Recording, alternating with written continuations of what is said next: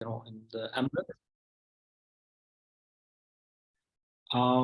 Emirates. Thank you for allowing me to address you via this platform online. I would have liked to be present with you in person. As you know, this proposed lecture comes as part of preparations for the deliberations and further research that we will continue to engage in terms of serving the series that Professor Tamer is overseeing and publishing in relationship to key concepts. And the focus now is on rationality, and I had the privilege before to focus on the notion of truth. And eventually there'll be certain elements that I will take from the earlier reflections on truth to figure also in the context of my engagement with reflections and the composition of a paper around rationality. Based on the structure that has been adopted in the series and in terms of what was proposed even as part of the lectures that we will deliver or papers regarding this topic, I will start first by focusing on the notion of rationality through evoking certain key terms in the classical Arabic language from the standpoint of etymology, just to connect it with certain utterances that reflect aspects through which we could begin to conceptualize the notion of reason or rationality in the Islamic milieu. The classical Arabic term for rationality can be said as aqlaniyya. It is derived from the root term aql, which designates reason or intellect. Most likely comes as a sort of rendition of the Greek term nous, and it also connects with the term logos that has implications also over what is uttered or what can connect at certain point also with the notion of mantiq or logic. The term aql in the classical Arabic language through the tongue of the Arabs, lisan al-Arab, designates a phenomenon of initiating a certain connection, a tying down, a shackling or holding back by way of also safeguarding in terms of setting something out in a way that it becomes a basis for other notions that relate to thinking, making inferences, assertive perceptions, affirmative kind of deliberations, or designating the broader phenomenon of understanding. So that activation of aql connects with tafkir, istidlal, tasawwur, tasdeeq, fahm. It is ultimately a mode of grasping the truth of phenomena and distinguishing between what is true and false, or the moral and immoral, the beautiful and the ugly. And in a literal sense, it designates that aspect of making correct connections, as in connecting the predicates to a given subject, or in terms of connecting the premises to what is issued as a conclusion in the logical structure of a syllogism. It can also relate to mathematical determination of the modeling of a given phenomenon and describing it and how it is perceived. It is a realm, grosso modo, of intellection, cognition, perception, and it designates certain features that relate to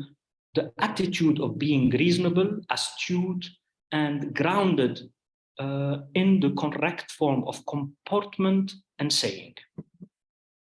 It is ultimately a deliberative mode of thinking that holds back from uttering hasty statements and attempting to measure what is said with the aim of making propositions that have a veridical basis to them and clear attributes of assessing their truth conditions, their correctness. Now, this broad context for the etymological roots of aqlaniyya as it ties with aql can be also brought to the fold of how it figures in the context of scripture. So in terms of the Quranic verses, there isn't a direct reference to the utterance aql, which designates intellect or reason. Rather, there are designations that describe the act of reasoning or the mental mode of discerning something, or the act of reckoning or comprehension. There are various verses that end up with the questioning aspect, as in saying, do they not think, or do they not comprehend? أَفَلَا يَعْقِلُونَ. There are, however, several synonyms of the notion of aql that designate what can be understood under the notion of comprehension or understanding or the reasoned form of thinking. And these relate to other terms that figure in the Quran that have etymological roots in the notion of al-lub, or al-hijr, or al-nahi. And these are designators that relate to, through the term al-lub, to the core of something, or what makes it what it is, ultimately something that designates, in a more philosophical penchant of using the term, designates the quiddity of something. It also signifies an-nahi, that is preventing something from being done or ultimately uttered, given that it could be leading to an error. And it is also connected to al-hulm in the sense of designating patience in deliberation. Ultimately, the notion of aql is tied to the matters of the heart, al-qalb, which is mentioned over 132 times in the Quran. And this also is connected to the notion of fu'ad as a passionate or impassioned workings of the heart. And in this, it designates what is purest and most elevated of the attributes of the affective life of the human being. So the reasonable humans who properly deploy their reason or intellection are called uli al-albab, literally the people of the heart, but meaning by this the people of understanding, namely those who get to the core or bottom of things, to the essence of what is said and to the essence of what is thought, as being in this people of reckoning, ahl al-uqul. Many verses in the Quran designate that notion of ulil albab. وَلَكُمْ فِي الْقِصَاصِ حَيَاةٌ يَا أُولِي الْأَلْبَابِ لَعَلَّكُمْ تَتَّقُونَ. There is through retribution a saving life for you, O people of understanding, that you may become righteous. لَقَدْ كَانَ فِي قَصَصِهِمْ عِبْرَةٌ لِأُولِي الْأَلْبَابِ. Indeed, in their story, there is a lesson for people of understanding, and more about the creation of the heavens and the earth and the alteration of night and day. These are signs for the people of understanding. Or like in Al-Hajj 46, أَفَلَمْ يَسِيرُوا فِي الْأَرْضِ فَتَكُونَ لَهُمْ قُلُوبٌ يَعْقِلُونَ بِهَا. Have they not traveled in the land, and have they not had hearts wherewith they think through them? So in the stricter sense of the use of the term heart, there is that kind of connection at the level of signification with what we normally associate with the workings of reason. Therefore, the heart can become in itself also the place through which basira, through which that kind of opening up of vision that is illuminated can occur. If we move from the Quranic tradition to the Hadith legacy and the lineage of the transmitted sayings of the Prophet Muhammad, we see that the notion of aql is rarely evoked. And when it is being stated in the context of a hadith, there is lack of a general consensus or ijmāʿ over its the assertion of its authenticity. And sometimes it is being designated as or assessed as being weak, وحديث ضعيف, in terms of the verifiability of its authenticity, especially when it is assessed through the views of more strict literalist religious scholars. Therefore, those who would follow more the literal sense in terms of their exegetical attempt to interpret this lineage of prophetic sayings. And this becomes also an attitude that is further radicalized in the context of conflict and strife, what we normally associate with the literature of the times of strife or war, the literature of al-Thughur or Darul Harb, where territories of Muslims or their borders are being breached under the burdens of conflict and strife. Such attitudes reflect stricter positions in interpreting the scriptural sources in more literal forms of tafsir or exegesis, and therefore they could cast doubts on certain elements of the transmitted tradition that do not generate a consensus over their veracity. And this kind of doubt is also carried over to touch upon various intellectual traditions in the Islamic milieu, whether they are associated with philosophy, theology, mysticism, or even certain tendencies in jurisprudence. And I mean by this particularly certain strict ways of looking at the tradition that figure through the legacy of Ibn Taymiyyah or Ibn al-Qayyim al-Jawziyah, whereby the focus is particularly on an expedient praxis that evokes the Muslim law for practical affairs that relate to the community, particularly under the conditions of responding to the urgencies of defending a territory or land during times of conflict or war. Broadly speaking, in the Islamic milieu, reason or the intellect would characterize the mental faculty of the human beings, but it also touches upon celestial beings in certain traditions in the intellectual history of Muslim currents in thought. It could also evoke through the religious imaginaire the notion of the thinking capabilities of angels and demons, even though the interpretations can go into details that discriminate or distinguish between the capabilities of angels and those of the human being, in terms of appealing to the Qur'anic tradition that associates the human beings with the capacity of carrying over what has been granted to them as a privilege of having learned all the asma. They have learned all the names of God. And when this was presented to the angels, they failed to meet the standard that the human has been able to accomplish. And therefore, there is that kind of element of ambiguity that can be associated with attributing the activities of aql or intellect to entities that are not associated with the human beings, or in the philosophical traditions that tie with intelligences that are separate from the realm that is associated with the with the infralunar realm, the realm below the sphere of the moon, and therefore attributing intelligences to the celestial spheres.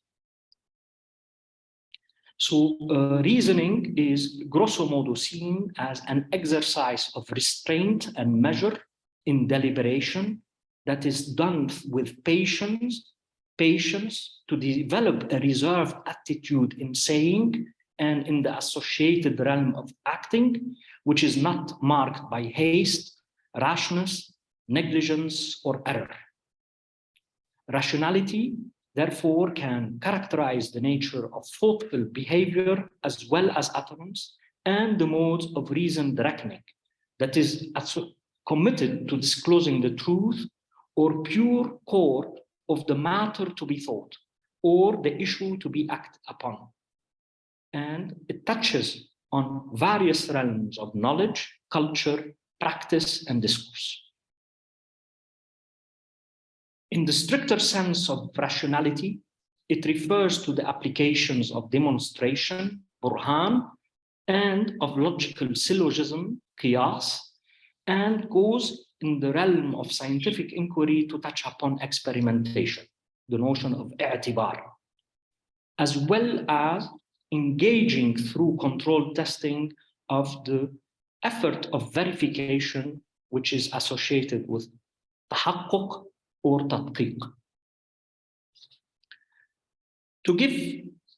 some definitions from the tradition as it matured by the 15th century, for instance, we could appeal to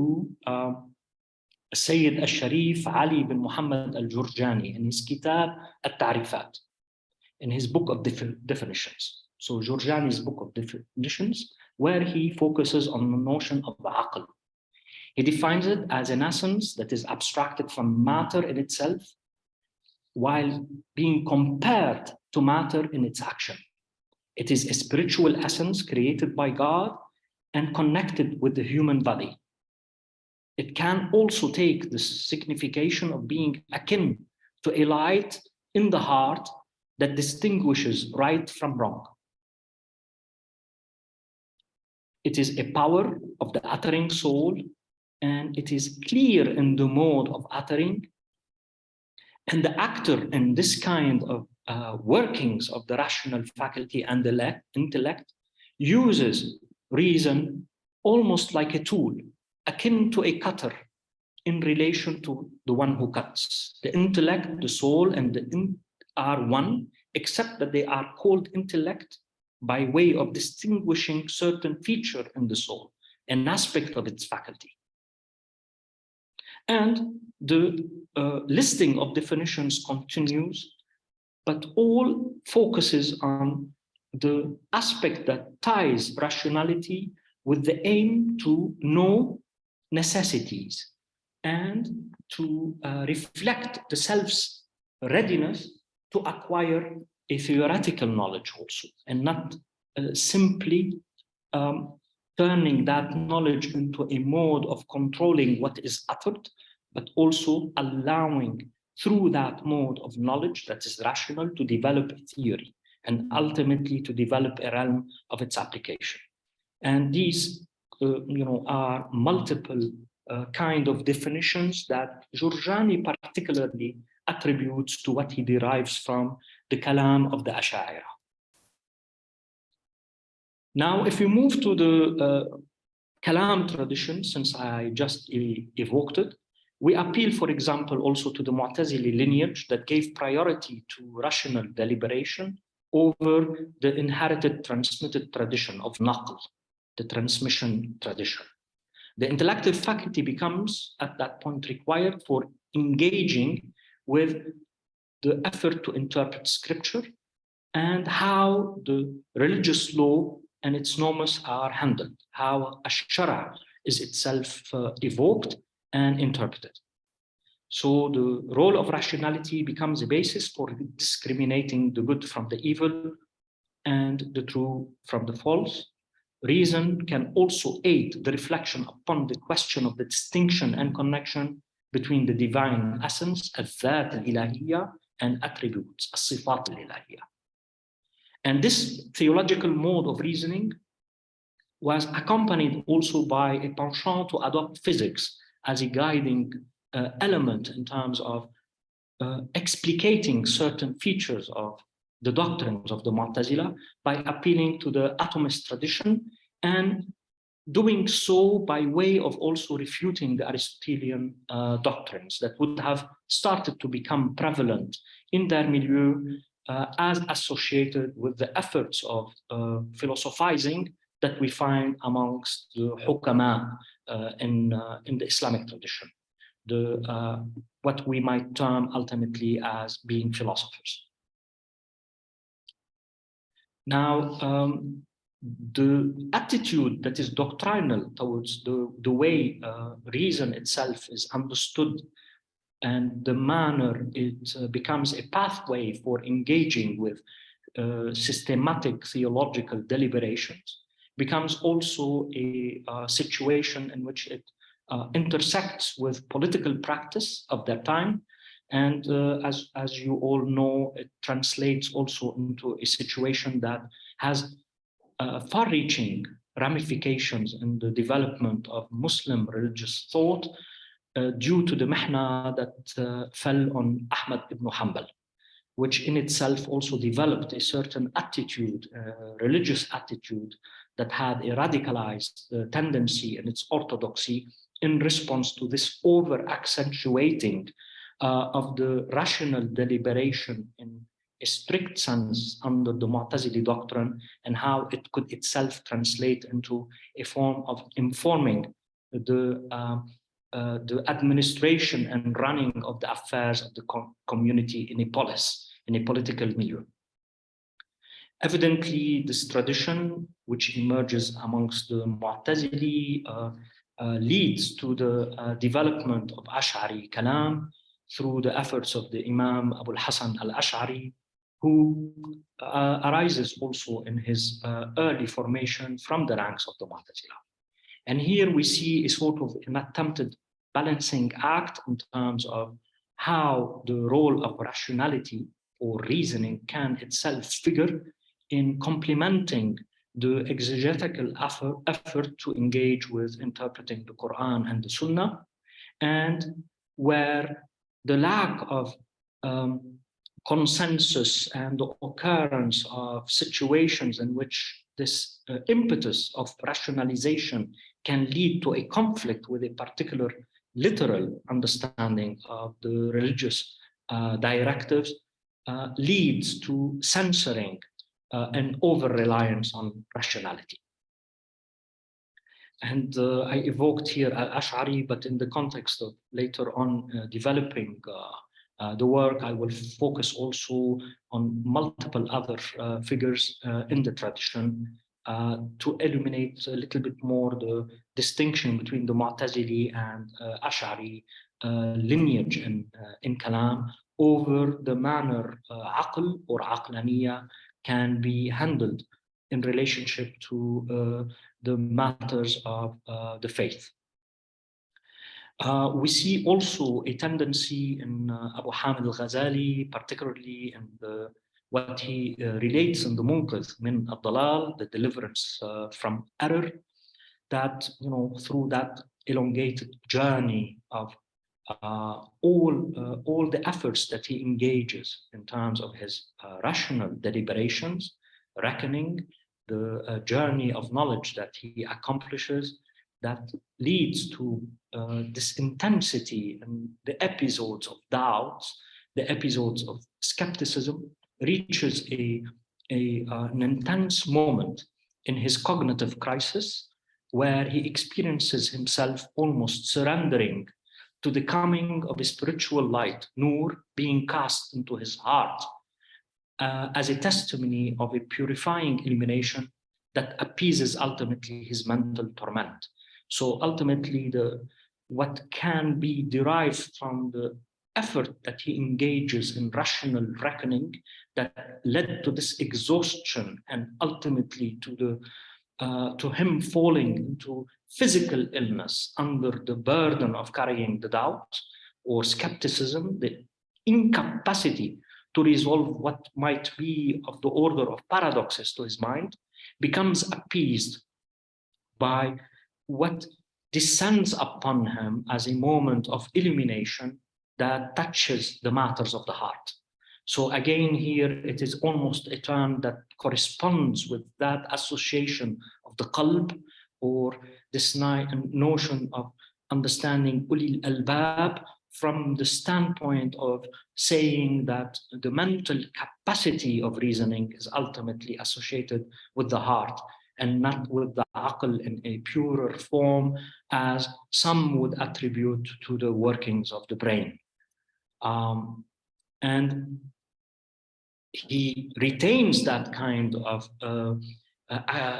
celebrating the loftiness of reason, sharaful aql, in the context of the reflections that he presents in his Ihya Ulumuddin, the reviving of the religious arts of the faith. So in a sense, that designation of aql is still there, but it has that kind of association in terms of its significance with the matters of the heart, al-qalb. If we move to the philosophical tradition, evidently it is engaging in a direct kind of reflection over the occurrence of what can be attributed to the notion of nous or logos in the Greek legacy, but also taking into account what it carries over from its engagement with the religious traditions that pertain to the Muslim faith. So it is from that standpoint that we should also understand,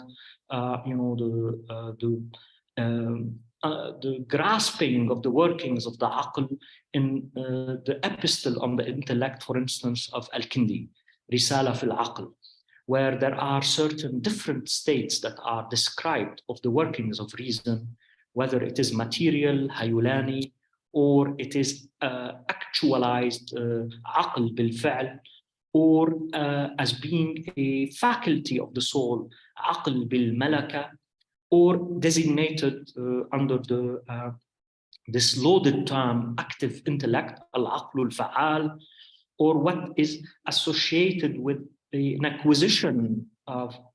inspiration of rational reckoning by way of an acquired intellect, aql mustafad,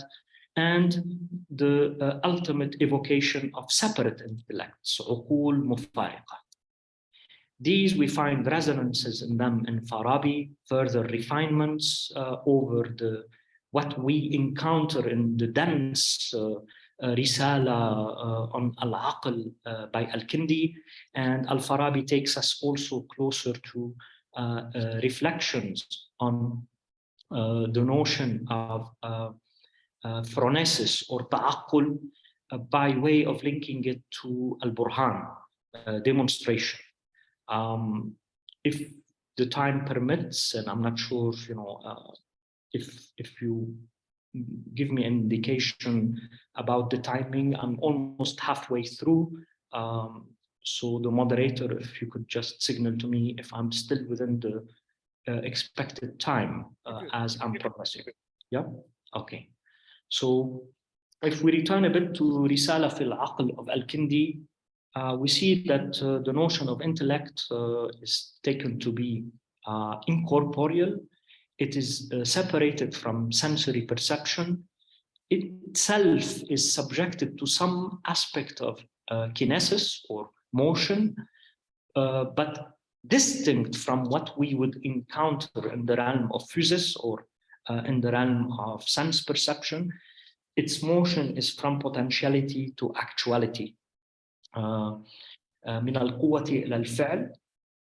It is a potential disposition to grasp the intelligible form, الصورة المعقولة. But upon grasping that intelligible form, the intellect becomes actualized as an actual acquired intellect. This actualization takes place by way of cognizing what is external to the intellect itself. And these aspects of intellection are described in various stages in terms of the unfolding of the workings of the intellect. And in this, he posits a first intellect that is in act, and it designates ultimately the intellection of the maker. He also evokes the prophetic dreams in relationship to the workings of the active intellect, but as mediated via the role of the faculty of imagination, fantasia. Sensory stimulations in this sense become some form of modes of interference that cause fuzziness. Fuzziness in terms of affecting the abstractive modes of intellection. Hence, the senses and what is coming by way of stimuli through the senses can burden at that point the purity of reasoning. and the effort to separate the psychological faculties from the overpowering sense data conditions that come from our embodiment. Ultimately, what is accentuated in this is a form of dualism that focuses on the intellect being attached to its ensoulment more than in its embodiment, and therefore hinting at its survival after bodily death and bodily demise. We find similar resonances in Farabi's De Intellectu in terms of thinking of aql or nous as a capacity of the faculty of the rational human soul to discern the virtuous deeds by way of deliberation and prudence, a form of phronesis or ta'aqqul. It's a reasoned mode to reach demonstrative certainty by way of isolating or determining necessary, true, and universal premises. And these become the basis as first principles for theoretical knowledge or disciplines. He also distinguishes the states of the intellect as a potential, material, or passive mode of intellection, aql bil-quwwa, from an intellect in actuality, aql bil-fi'l, and uses also this notion of acquired intellect, aql mustafad, in terms of that state in which it receives the impressions from an active intellect, aql fa'al. This reflection on the notion of rationality, or these various determinations of the unfolding of the acts of intellection or the stages of the intellect, figures also in his reflections on al-Madina al-Fadila, the virtuous city, in evoking here the role of the imaginative faculty as that which provides the intellect with impressions that are abstracted from sensory data. And therefore, it facilitates the possibilities of the intellect to acquire certain grasp of the intelligible forms. And the intellect in this is an innate natural disposition, isti'dad. It is potential in that, and it is akin to matter in being passive in the reception of the forms. And here we encounter that notion of material intellect, which is also derived from Greek reflections on nous holikos, which is part of the rational soul, and as one of its faculties that has the power of abstracting the forms from their matter and turning them into forms that are purely intelligible. This material intellect itself becomes the actual intelligible in actuality. And the intellective process of abstraction is not required in the case of forms that are separate from matter in the supra-lunar realm. So that kind of process of abstraction only occurs in terms of the workings of the intellect in the infra-lunar realm where humans dwell on Earth. So the separate forms are grasped by the intellect grosso modo, not as actual intellect, but still as an acquired intellect. And this requires a perfection of the human intellect in its dispositions to being trained in the exercise of performing abstraction to grasp forms that are existing separately from matter. Fārābī uses here analogies that relate to the, almost coming from the tradition of optics, where he relates this to something akin to the situation of the sun and eyesight, and the sun standing there as the source of light, like the active intellect, where the active intellect turns the material passive intellect into an actualized intellection and transforms the potential intelligible as sense impressions stored in the imaginative faculty into actual intelligibles. And the intelligible as such becomes the object for human intellection and renders the active intellect the intelligible object for human intellection. So the active intellect provides illumination by which the human intellect is actualized and enabled to grasp the forms by abstraction. This also features in a way that illuminates elements that relate to the thinking of Ibn Sīnā, especially when he evokes that kind of situation of being readied in one's own intellective dispositions to receive the impressions or that are coming from the active intellect through this notion that he evokes by the phenomenon of ittisāl, that kind of connection with the active intellect.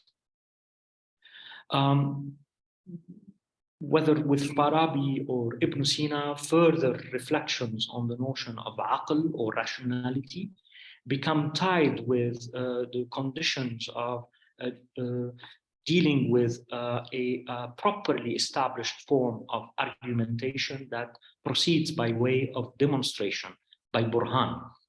And burhan is a process through which there is an effort that is engaged in a logical form of deduction to arrive at the conditions of certitude, which could be described as, in the Arabic term, as sharā'it al-yaqīn. Now, in terms of the way the reflection on rationality and the role of the intellect also connects with the broader context of cosmology, there is that kind of general tendency to talk about the hay'a or configuration of the ordered celestial spheres, al-ajram, where the lowest in the celestial spheres is associated with the realm of the active intellect, al-aql al-fa'al. In this, as you know, we have the earth, al-ard, as the center of the universe, and then in the order, it ascends to the sphere of the moon, al-qamar, Utarid, Mercury, al-Zuhra, Venus, Shams, Sun, al-Marikh, Mars, al-Mushtari, Jupiter, Zuhal, Saturn,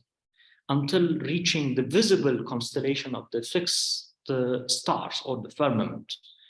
And then there is sometimes a ninth sphere of the precession of the equinoxes that is added.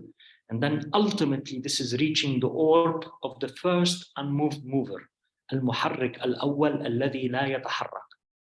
And in there is enshrined that principle of the unity of intellect, intellection, and intelligible. وحدة العقل والعاقل والمعقول. Now, if we go more into the aspects that relate to the structure of a logical syllogistic argument in qiyas, and for instance with Ibn Sīnā, qiyas is a form of measured, controlled procedure of rationalization, reasoning, that proceeds by way of deductive mode of demonstration. A syllogism, qiyas, is a logical discursive argument that consists of two premises or propositions. One is major, muqaddima kubra, the other is minor, muqaddima sughra, and it focuses on a mawdu', subject that is attributed with certain predicate, mahmul. Then there is a middle term, had awsat, which is present in these propositions and not in the conclusion or the natija or khatima of the syllogism or of the qiyas. And that conclusion is drawn based on identifying this middle term in the syllogism, al-hadd al-awsat. So ultimately for Ibn Sīnā, he focuses particularly on this aspect of identifying the middle term in the syllogism and training the mind through exercises in logic to being able to spot it and to using the proper relationship between starting premises to arrive at a correct, syllogistically determined, deductively demonstrated conclusion. And in this, he evokes again the notion of the acquisition or apprehension of what is intelligible due to some form of contact or communication, ittisāl, between the human mind or intellect and the active intellect. in what is describable also as a form of effluence, fight,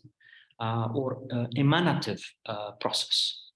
So the intelligible forms are permanently available to human intellects who seek a middle term or had awsat by the means of abstraction in syllogisms. So the human intellect has to be prepared by way of its exercising and demonstration to hit upon a middle term in a syllogistic structure in order to properly receive an intelligible. Now, these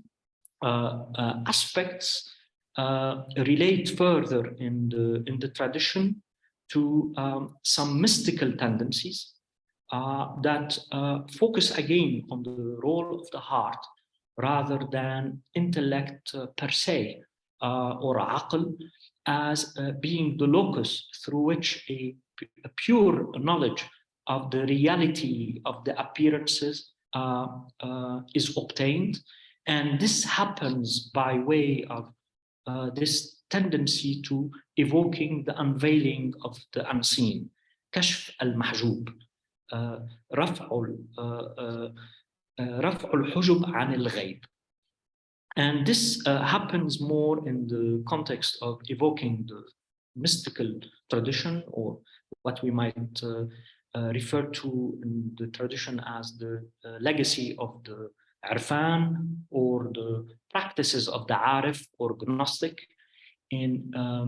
grounding their Ma'rifah on recognition. It is recognizing what has been already known by way of prior familiarity. So it is a form of dhikr, it's a form of remembrance that is at work in recognizing what has already been known. And therefore it is disclosing what is at that point in concealment and bringing it to unconcealment. It is a form of knowing by way of remembering what has been forgotten. And in this sense, the aql itself is set as being that which is distinguished from taqlid, but ultimately the possibilities of aql are associated with matters of the heart, of an impassioned soul that discloses what it has already known, but came to forget, and therefore it is bringing that which is in the state of oblivion back into the realm of remembrance. It is akin to the workings of what in a Greek tradition might be associated with aletheia, that kind of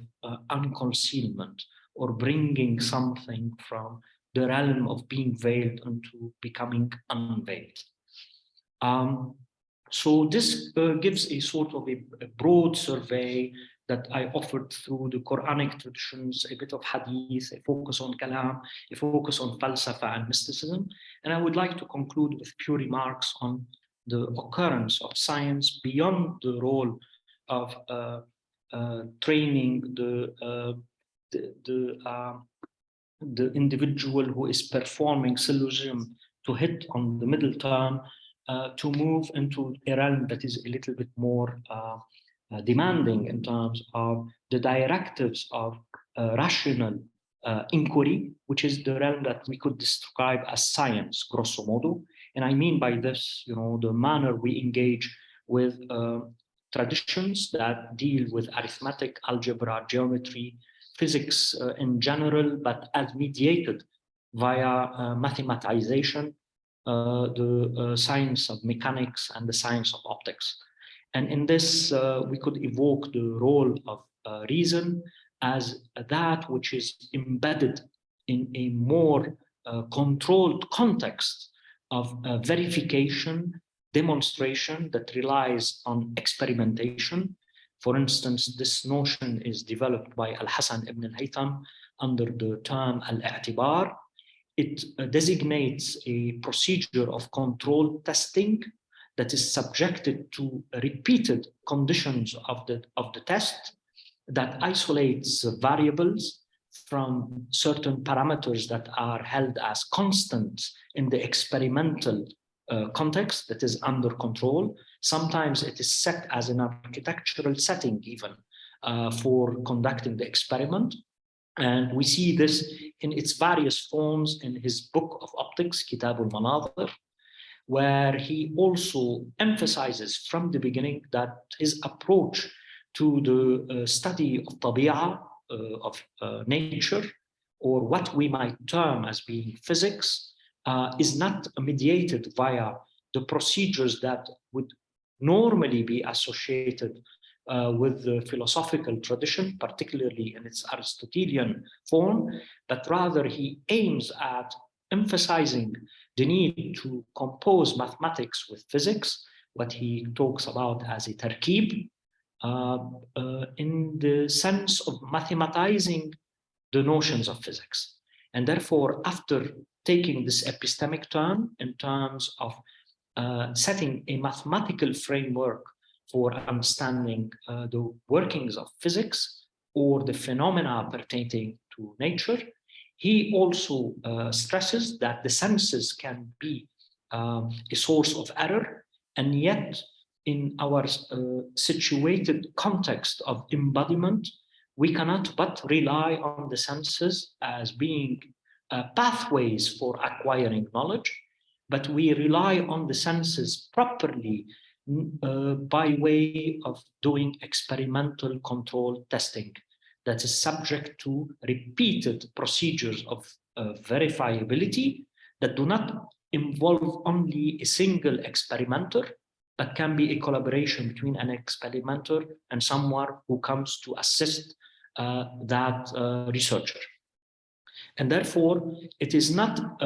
solely a reliance on the use of logic or forms of demonstration that are deductive and based on syllogism structures, but using these logical frameworks to describe through propositions what is attested as observable data in the context of a controlled testing or experimentation. So here the level of rigor that is brought to understanding the role of reason or rationality vis-a-vis inquiries that can be associated with a science such as the science of optics in the tradition of Ibn al-Haytham goes beyond the role of reflection through reasoned modes of syllogistic deductive forms of demonstration into stating that we need to do experimental work under controlled testing parameters and subjecting it to various verifiability procedures through repetition in such a way that we could still retain a role for the senses to ascertain observable data. And ultimately, whatever we come up with as descriptions of these experimental situations by way of propositions can itself be subjected to the logical procedures of statements that are belonging to a syllogistic form of deductive demonstration. So here it becomes a procedure of reining in on what we might call rationalization or form of reasoning by way of much more strict forms of directives in what in our more modern parlance we designate as research, as scientific experimental research by way of mathematizing the notions of physics in which we study certain natural phenomena, such as the ones related to vision and light. In the essay, eventually, I'm going to focus also on material culture, on architecture, the ornamental, visual, and plastic arts in being themselves manifestations through edifices or actual artifacts of the workings of rationality in relationship to the polymathic applications of mathematical disciplines, optics, surveying, building techniques, mechanics of load distribution, through which edifices are constructed and through which even urban contexts are planned. And therefore seeing also the workings of rationality in the Islamic milieu as being part and parcel of the plastic, visual, and architectural art and the building techniques. In addition to constructing and designing instruments that aid science or the crafts in the practical arts of edification, building, and construction. There are also modern and contemporary trends that need to be evoked in the context of reflecting on rationality in Islam. And in the context of modernity and contemporary trends, we cannot dissociate also the presence of this kind of penchant towards technoscience. And for instance, just to give you a hint, I'm in a university now that wants to use AI as a guiding model that structures the operational workings of administering a higher education institution, and also being filtered as an agency besides the tutor in running seminars, including opening up all of the technologies and apps to be used in the context of pedagogy. And this is done in the same context in which an academy for astronomy and space sciences and technology is itself guided by certain wide worldview that evokes many of its elements from inspirations that are derived from the Qur'anic tradition, for instance. So seeing part and parcel that technoscience and the workings of reason are associated with the manner a modern Muslim academic setting or institution of higher learning or research has to take into account as being central to its mission and mandate. And these, I will evoke them also in the context of finishing this whole inquiry by focusing on modern and contemporary trends and the tensions that arise in terms of reflecting on the connection and distinction between religion and science. And thank you for your patience in receiving this communication. So